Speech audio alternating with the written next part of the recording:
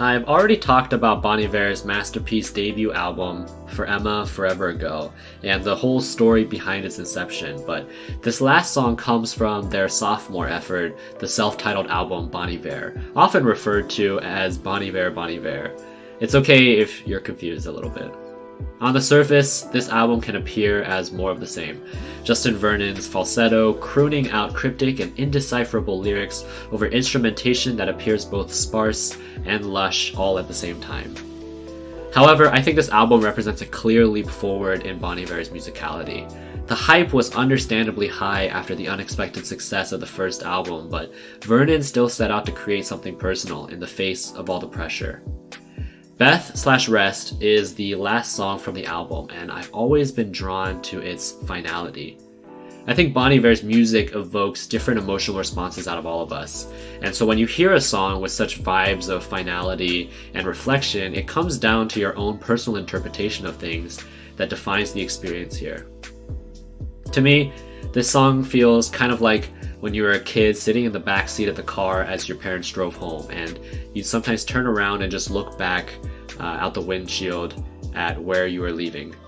Maybe there was a sadness over what you were leaving behind, maybe there was relief, but if you knew one thing, it's that you were on the way home finally.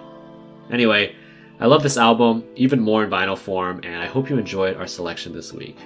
Please enjoy our last song, Bon Iver's Beth Rest. So, I took this last week off from the mixtape project as a result of a really tough time at work. It sort of came as a surprise to me how much my job had an impact on me mentally and emotionally, even outside of work.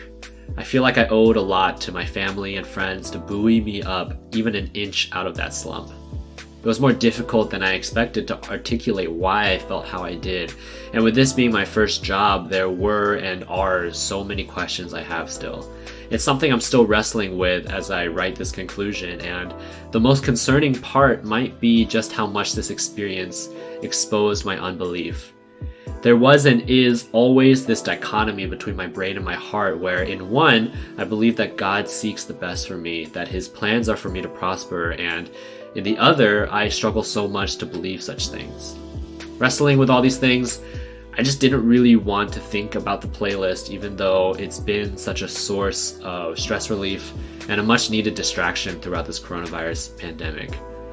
Getting back into it was definitely a healing experience, and I think I wrote more for these entries than I have in a while. Maybe, I'm not sure, it's just a feeling. I was listening to an NPR story about the one Nebraska state lawmaker who's been fighting to keep the state as one of the last to not do winner takes all when it comes to electoral votes, because of how deeply he believes that voters should feel like their vote counts, even if it means getting just one electoral vote. He said something in that interview, something like, "Life is hard by the yard, but a cinch by the inch." I think it was a much needed reminder that while I am thinking about my future, things aren't as hard when I focus on my now. Also, to abolish the Electoral College. Thanks guys for hanging out with me this week, it's much appreciated. God bless, peace out, and have a great week everybody.